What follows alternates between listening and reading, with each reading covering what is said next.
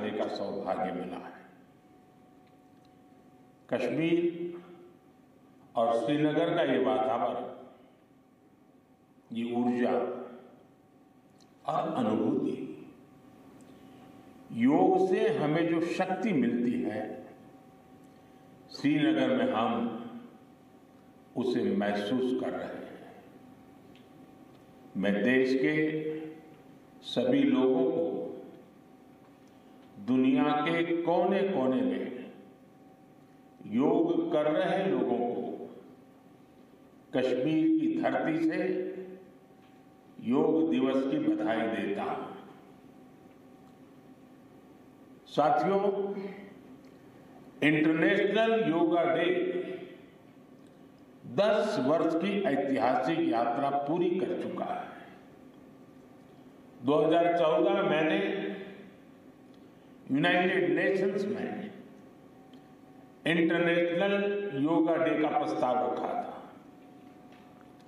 भारत के इस प्रस्ताव का 177 देशों ने 177 समर्थन किया था और ये अपने आप में एक रिकॉर्ड था। तब से योग दिवस लगातार नए रिकॉर्ड बनाता जा रहा है। 2015 में दिल्ली में कर्तव्य पथ पर 35,000 लोगों ने एक साथ योग किया। ये भी एक विश्व रिकॉर्ड था। पिछले साल मुझे अमेरिका में यूएन हेडक्वार्टर्स में योग दिवस के आयोजन का नेतृत्व करने का अवसर मिला था। इसमें भी 130 से ज्यादा देशों के लोगों ने भाग लिया था। योग की ये यात्रा अनवरत जारी है। भारत में आयुष विभाग ने योग प्रैक्टिशनर्स के लिए योगा सर्टिफिकेशन बोर्ड बनाया है। मुझे खुशी है कि आज देश में 100 से ज्यादा बड़े संस्थानों को इस बोर्ड से मान्यता मिल चुकी है। विदेश के 10 बड़े संस्थानों ने भी भारत के इस बोर्ड से मान्यता प्राप्त की है। साथियों, आज पूरी दुनिया में योग करने वालों की संख्या निरंतर बढ़ रही है। योग के प्रति आकर्षण भी बढ़ रहा है।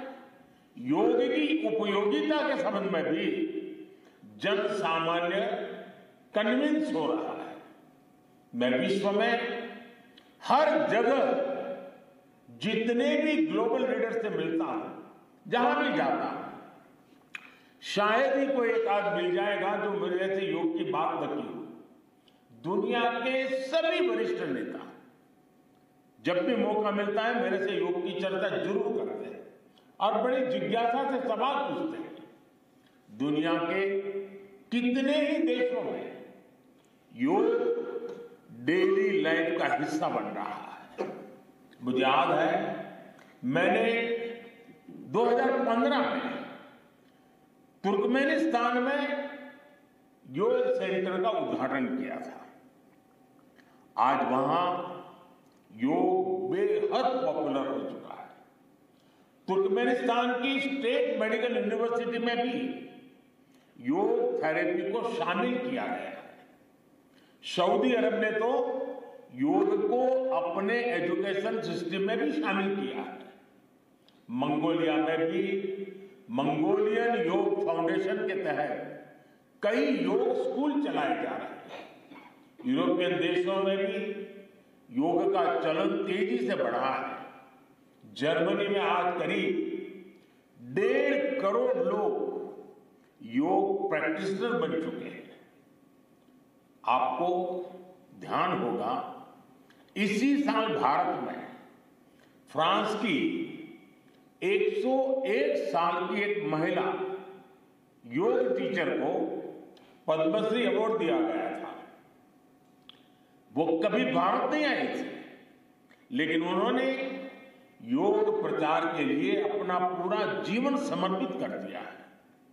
आज विश्व के बड़े बड़े इंस्टीट्यूशंस और यूनिवर्सिटीज में योग पर रिसर्च हो रहे हैं, रिसर्च पेपर पब्लिश हो रहे हैं। साथियों, बीते 10 वर्षों में योग का ये जो विस्तार हुआ है, उससे योग से जुड़ी धारणाएं बदली हैं। योग अब सीमित दायरे से बाहर निकल रहा है। आज दुनिया एक नई योग इकोनॉमी को आगे बढ़ने में देख रही है। आप देखिए, भारत में ऋषिकेश, काशी से लेकर केरला तक योग टूरिज्म का नया ट्रेंड देखने को मिल रहा है। दुनिया भर से टूरिस्ट इसलिए भारत आ रहे हैं क्योंकि उन्हें भारत में ऑथेंटिक योग सीख रहा है। आज योग रिट्रीट बन रहे हैं, योगा रिसोर्ट बन रहे हैं, एयरपोर्ट में, होटल्स में योग के लिए डेडिकेटेड फैसिलिटीज बनाई जा रही है। मार्केट में योग के लिए डिजाइन, परिधान, अपैरल्स, इक्विपमेंट आ रहे हैं। लोग अब अपनी फिटनेस के लिए पर्सनल योग ट्रेनर्स भी रख रहे हैं। कंपनियां भी एम्प्लॉय वेलनेस इनिशिएटिव के तौर पर योग और माइंडफुलनेस प्रोग्राम शुरू कर रही है। इन सब ने युवाओं के लिए नए अवसर बनाए हैं, युवाओं के लिए रोजगार के मौके बनाए हैं। Friends, the theme of this year's International Day of Yoga is Yoga for Self and Society. The world is looking at yoga as a powerful agent of global good. Yoga helps us live in the present moment without baggage of the past. It connects us with ourselves and our deepest feelings. It brings about oneness of the mind, body, and soul. Yoga helps us realize that our welfare is related to the welfare of the world around us. When we are peaceful within, we can also make a positive impact on the world. साथियों, योग केवल एक विद्या नहीं है, बल्कि एक विज्ञान भी है। आज सूचना क्रांति के इस दौर में हर ओर सूचना संसाधनों की बाढ़ है।